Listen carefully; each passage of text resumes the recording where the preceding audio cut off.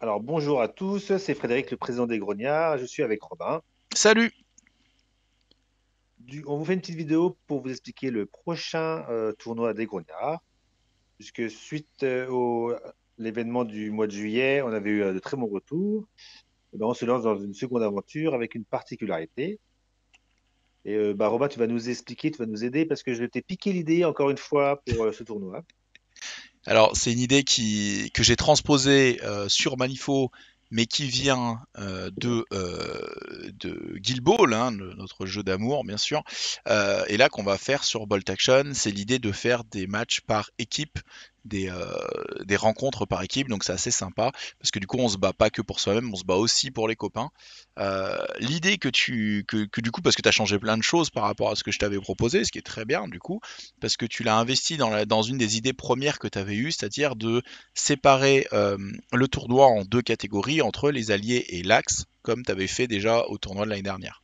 Ça veut dire que l'idée, ça serait d'avoir des équipes de 3, d'en avoir 5 dans chaque camp, un peu comme vous voyez là sur D'accord. le petit diagramme. Ça veut dire qu'il y aurait 5 équipes Axe et 5 équipes Ok. Allez. alliés. Ce qui permettrait que dans chaque équipe, il y ait un joueur d'une force et que chaque joueur de cette force soit un joueur d'une force différente. C'est-à-dire qu'on ait des armées très différentes représentées. Ça éviterait d'avoir 25 soviets sur, sur le tournoi, quoi. Donc ça permet de dire que une équipe de 3 égale 3 nations différentes. Et du coup, c'est aussi 3 façons de construire des listes, parce qu'on va voir que l'appareillement qui va en découler va être intéressant. L'idée du tournoi, c'est que du coup, les 5 équipes de l'Axe rencontrent les 5 équipes alliées sur les 5 rondes des 2 jours du tournoi. Donc ça veut dire que tout le monde va rencontrer tout le monde, entre guillemets, sauf de son propre camp. L'Axe ne rencontrera pas les autres équipes de l'Axe, mais rencontreront toutes les équipes alliées. Donc ça fait un format qui est assez sympa, parce que du coup, c'est un format championnat. C'est pas un format ronde suisse. Exactement. Exactement. Et, euh, et du coup, si tu veux, j'enchaîne sur l'appareillement pour rendre ça un peu plus parlant. Oui. Alors, l'appareillement, il va se placer comme ça. Ça veut dire que quand deux équipes vont se rencontrer, donc là on a une équipe axe, on a une équipe alliée, il va y avoir un général, donc là à chaque fois je l'ai mis au centre, donc pourquoi pas le japonais et le français, et en gros il a ses deux alliés, qui vont être ses deux copains. Donc chaque nation est jouée par un joueur bien sûr. Ils vont tomber sur un pôle de jeu qui va être constitué de 3 tables de jeu et dont les décors sont différents. Ça veut dire que là j'en ai fait une en vert, une en jaune, une en grise, parce que ça pourrait être très bien une table urbaine, une table désert, une table un peu plus forêt, ou à découvert, champ, peu importe. Et chacune de ces tables va avoir son propre scénario, ce qui est assez important. Voilà. Donc on pourra avoir des scénarios plutôt baston, comme des scénarios plutôt mobilité, comme plus prendre des points, ou ainsi de suite, en fonction de la table sur laquelle on est. Donc déjà, en amont, ça veut dire que ça peut être très intéressant pour les joueurs de construire des listes qui soient peut-être moins polyvalentes que dans les tournois où on est en solo, parce qu'on peut Oui. répondre peut-être à une contrainte de dire, ah bah écoute, moi je prendrai tous les scénarios de mobilité. Écoute, moi je vais faire une liste plus baston et comme ça vous m'enverrez sur les scénarios baston et ainsi de suite. Donc voilà, déjà ça va créer une certaine richesse ici. Nous on le voyait déjà à Malifaux ou quoi dans nos façons de faire nos listes, dans nos façons d'envoyer nos joueurs et quel type de liste on joue sur quelle table. Ça change un peu les choses par rapport au solo et ça rend le truc très intéressant. Alors revenons à l'appareillement. L'appareillement, comment il se passe? Les deux capitaines, ils vont lancer un dé pour savoir qui gagne l'initiative. Le gagnant, celui qui gagne l'initiative, imaginons le français, à partir de là, il va choisir une des tables extérieures. Soit il choisit cette table-là, donc la 1, soit la 3. Il va consulter ses potes, ou pas, hein, ça peut être un tyran, vous choisissez, hein, chaque équipe a sa propre politique, bien sûr, nous ne jugerons pas, vous faites ce que vous voulez. Ah non. Et imaginons le français va dire, bah moi, je choisis la table 1, c'est là que je vais envoyer un joueur. Le japonais se retrouve à être obligé de choisir la table 3, la table centrale n'est pas possible à choisir. Face cachée, un peu comme un Shifumi, on va choisir quel joueur on va envoyer. Imaginons, sur du combat urbain, ils disent ah, l'italien, il peut être bien. Ils vont cacher que c'est l'italien qui va aller sur la table au début, hein, bien sûr, et le français va dire bah écoute, on va envoyer le soviet, nous un peu à découvert, il a plein de troupes, il peut en perdre, bien fait pour lui. Et donc ils vont l'envoyer ici. On va révéler, on va dire bah voilà, le soviétique sera ici, l'italien sera là. On a fait la première phase de l'appareillement. Donc vraiment, maintenant, on sait que l'Italien joue sur le scénario 3, le Soviétique sur le scénario 1. Les équipes vont maintenant en même temps, toujours comme un Shifumi caché, choisir laquelle des deux nations ils vont envoyer en réponse à l'équipe adverse. Par exemple, le Français va dire bah écoute, moi l'Italien il est pour moi, euh, on va faire comme ça. C'est moi qui vais le prendre. Face cachée, le Japonais lui va dire bah écoute, j'envoie l'Allemand face au Soviétique. Hop, une fois qu'on révèle ça, on dit voilà, bah, ça sera allemand-soviétique, scénario 1. Scénario 3, ça sera France-Italie. Les deux derniers combattants, les deux derniers joueurs vont se retrouver au centre sur le scénario 2 par défaut. Et donc on aura un Américain-Japon au centre. Voilà à quoi ressemblent les appareillements.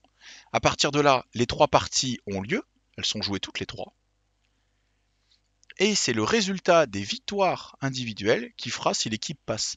Si un camp, par exemple, fait une égalité, une victoire et une défaite, bon là on a l'égalité, donc ça sera vraiment du goal average à la fin, ce sera avec les points de victoire. Si on a une égalité, deux victoires, et ben le camp prend, et ainsi de suite. Vous comprenez. Il peut y avoir deux égalités et une victoire, le camp qui a fait une victoire gagne la rencontre. Voilà.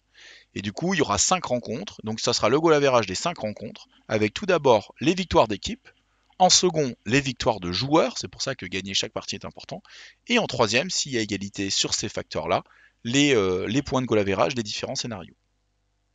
Voilà un petit peu à quoi ressemble l'appareillement. Voilà, alors tu as bien expliqué, et on est en train de réfléchir l'application des scénarios par rapport au calcul des points. On s'est rendu compte en faisant le test samedi dernier, il y a des ajustements à faire. Oui, parce qu'il y a des scénarios comme des prises de points où il n'y a pas vraiment de points de goal average comme dans les autres, où on va pas faire bah, je suis à 8 dés, t'es à 6, donc ça fait égalité, mais je fais quand même plus de dés, donc pour le goal average c'est bien. On a vu qu'il y a des scénarios où c'était plus compliqué. Du coup, il faudra Voilà, donc, soit compter les points de destruction qu'on a fait à l'adversaire. oui. Bah, c'est un peu la seule solution comme ça qui vient. Mais voilà, il y aura une solution à trouver par rapport à ça. Ou alors prendre des scénarios qui répondent à ces contraintes-là. Voilà. Voilà, on y réfléchit. On y réfléchit, donc c'est pas encore hyper fini. Bon, le tournoi n'est pas non plus tout de suite. Mais en tout cas, ce qui est sûr, c'est ce qu'on vous a présenté là. C'est-à-dire que ce concept-là sera au tournoi. Ça sera construit comme ça. Avec cette idée d'avoir les équipes alliées et axes qui se rencontrent, avoir un joueur, une nation maximum par joueur, enfin je l'ai mal dit. Disons que dans une équipe, il ne peut pas y avoir deux fois la même nation. Voilà, c'est ça, je l'ai mal dit. Donc on est obligé de jouer beaucoup de nations différentes, ce qui est assez sympa. Et cet appareillement-là. Qu'en est-il du tankoir? Pendant un temps, tu avais hésité à intégrer du tankoir au tournoi, Fred, tu en avais parlé un petit peu partout. Quelles sont tes conclusions du coup? Qu'est-ce que tu veux faire? Bah, suite au dernier tournoi, on a créé une communauté, hein, Bolt Action, et donc je suis pas tout seul à réfléchir. J'ai des gens qui me conseillent, qui m'aident, qui ont plus d'expérience, hein. Je pense à Stéphane Tisson de Paris, par exemple. On discute beaucoup avec toi aussi, qu'à l'habitude. Euh, on s'est rendu compte que c'est mieux de supprimer le tankoir sur le D'accord. tournoi pour l'instant. Mais par contre, en échange, on a équilibré, on a supprimé la restriction 0 à un char. D'accord, donc il y aura plusieurs chars. Sur le tournoi, si je dis pas de bêtises, c'est aussi c'est pas un renforcement platoon, ce sont des listes historiques, c'est On, ça? on reste sur des listes historiques, effectivement. Ouais, c'est important à dire parce que ça veut dire que la création de liste va être vachement riche et elle pourra être assez extrême dans le sens où tu peux prendre des forces qui étaient très particulières d'une époque donnée, quoi. Mais complètement, et puis ça, au Grenier, on aime beaucoup. Donc j'ai gardé cette idée-là. Yes. Moi, ça m'a permis de faire une petite surprise. Bon, je peux en parler, hein, mais je vais essayer de participer. Et moi, je vais jouer plein de Oui. cavaliers polonais, par exemple. Voilà, je vais jouer une liste historique assez rigolote, assez atypique, que j'avais vue en tournoi cet été et que je vais jouer du coup pour le tournoi. Donc c'est bien, ça va permettre une certaine créativité de liste, aussi des synergies avec vos membres d'équipe, parce que vous allez vous dire, bah écoute, vas-y, moi je vais rentrer plein de tanks, votre allié peut-être, enfin bah, moi je vais jouer plus de l'infanterie, plein d'infanterie, ainsi de suite. Donc ça va faire des listes très riches, qui seront limitées par 12 dés, tu m'avais dit? Par contre, on a gardé le format voilà, 12 dés d'ordre. Ok, voilà. Du coup, Alors tout ça, c'est expliqué sur T3 actuellement, hein. d'accord, actuellement tout ça c'est sur T3, c'est juste pour s'inscrire sur T3, il faut que chaque joueur s'inscrive individuellement et qu'ils marquent le nom de leur équipe avec leurs deux copains, c'est ça? Voilà, pour que je m'y retrouve. Ouais. Et ce sera faisable. ça sera faisable. Récemment, on a pu essayer quelques nouvelles tables. Je vais en montrer rapidement parce que c'est vrai que la force du tournoi, c'était la qualité des tables que tu avais proposées l'année dernière. Parce que tu es, quand même, on peut le dire, un petit peu un taré, hein. Tu as je ne sais plus combien de tables à la maison, Fred. C'est impressionnant. Il y en a quelques-unes, en effet. Oui. Quelques-unes, dira-t-il. Ça dépasse 10. Non, c'est plus, c'est plus. C'est plus. Alors C'est là, plus. ah bah, le club, du coup, a pu investir. Donc, on a une nouvelle table. Juste avant la photo, c'était la nouvelle table Afrique du Nord Mhm. que possède le club, qu'on a testé, qu'on a trouvé bien. La photo d'après que tu as montrée, c'est une table plutôt en Hollande Ouais. qui fonctionnait bien aussi. Elle a été testée 2 fois. Les joueurs sont bien amusés dessus. On la garde. Et une troisième table, voilà, qu'on a aussi modifiée et qu'on est trop content. Elle est jouable, hein, les gens ont été contents. On va la garder aussi celle-là. Donc ça, c'est 3 tables officielles que vous verrez au tournoi. D'accord.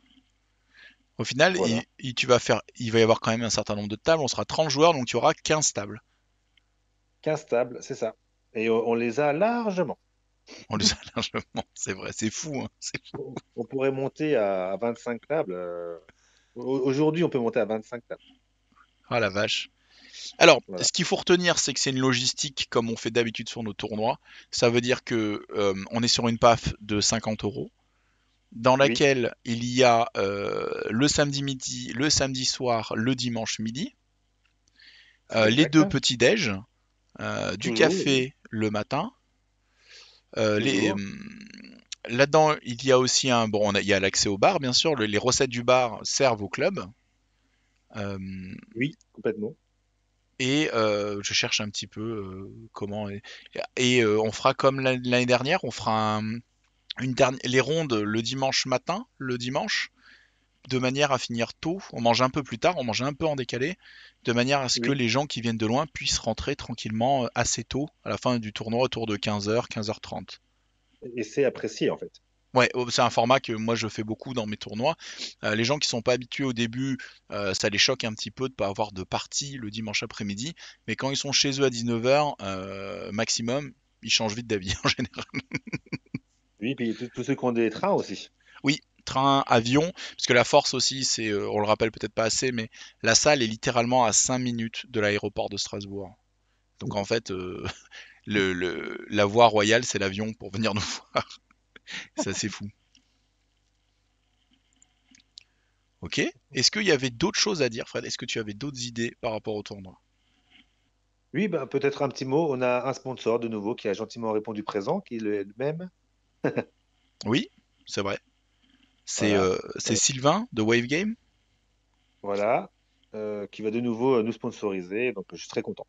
Et il aura le droit de jouer plusieurs tanks, donc ça va être le plus beau jour de sa vie, je pense. Cette fois-ci, je t'autorise à jouer plusieurs chats. Voilà. Super. Non, mais on a hâte. On est presque prêt. Et donc du coup, on mise sur les 30 joueurs. On espère les 30 joueurs. On espère les 30 joueurs, qui ferait un gros tournoi pour la France.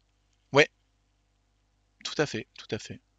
Donc bref, n'hésitez pas à nous contacter si vous avez des questions, si vous voulez revoir des choses ou quoi. C'est avec plaisir qu'on vous répondra et on a hâte de vous accueillir bientôt, quoi. Tout simplement. Eh oui, bientôt. 15 et Quinze et c'est 16 15 et avril. 16 avril? C'est ça. Super. Et ben voilà. Bah, écoute, merci bien, Robin. C'était avec plaisir, Fred. Alors, à bientôt. À bientôt. Ciao.